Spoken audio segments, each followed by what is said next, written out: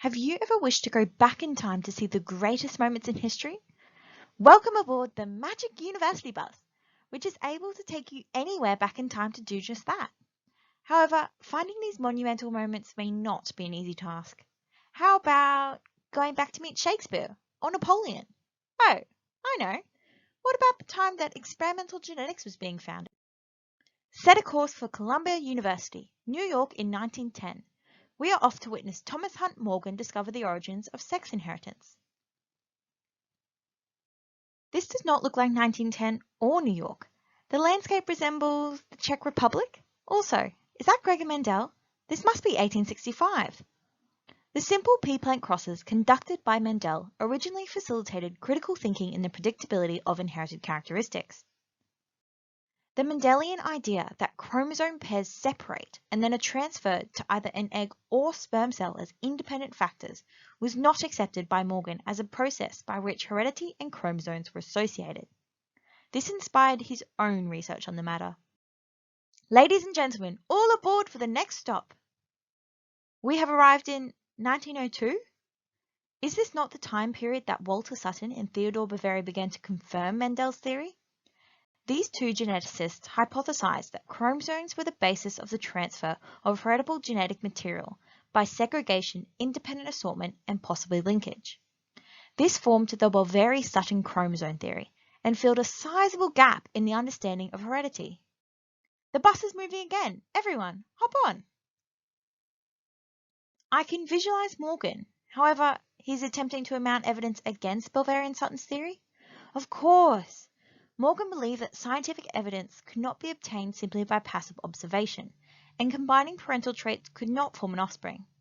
Determined to fault the chromosome theory, Morgan would publish an article in 1909 which called for an improved experimental approach to understand inheritance. Off we go for the last time! In 1910, Morgan was utilizing Drosophila melanogaster to test heritability hypotheses. Then, one day, when analyzing his population, he observed a distinctive white-eyed mutant amongst other red-eyed flies.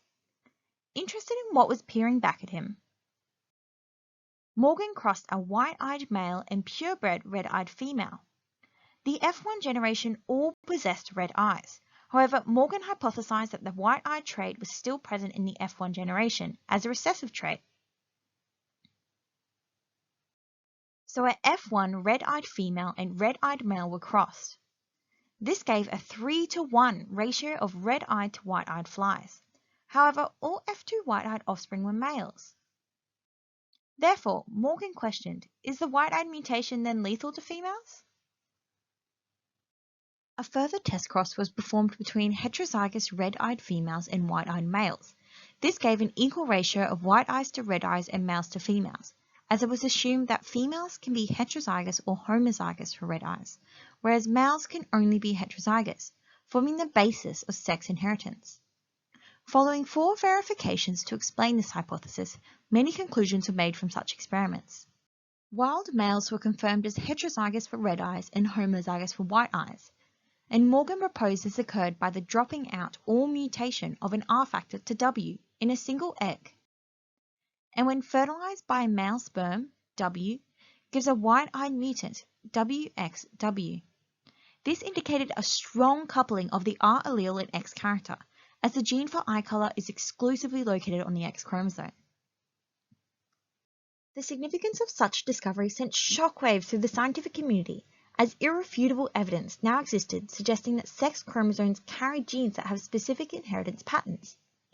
Morgan continued to experimentally provide evidence on concepts such as genes existing in long lines on chromosomes, linkage, and the crossover phenomenon. This knowledge was then utilized to explain the sex inheritance patterns in more complex organisms, such as humans, from simply understanding the inheritance of specific traits to the risk of many sex-inherited diseases, such as red-green color blindness and hemophilia. Morgan won the Nobel Prize in Physiology or Medicine in 1933 for his genetics work. From then on, his work is constantly utilized by geneticists today as a platform for further knowledge on the evolution of traits driven by sex-inherited mutations. Back home we go. What an adventure and what knowledge we've gained.